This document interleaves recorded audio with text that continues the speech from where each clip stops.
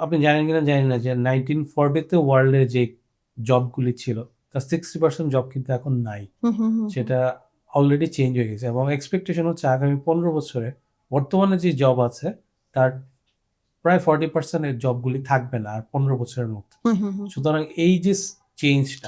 চেঞ্জটার সাথে সবাইকে অ্যাডপ্ট করতে হবে হুম, হুম, এবং হুম। বলা হয় যে ইন ফিউচার আসলে যেটা হচ্ছে যে এআই মানুষের জব নিবে না।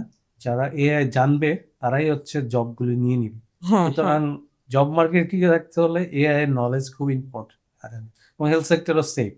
যে এআই ছাড়া আসলে কোনোভাবেই আ job sector health care job sector যেটা সেটা সামনে এগোতে পারবে না।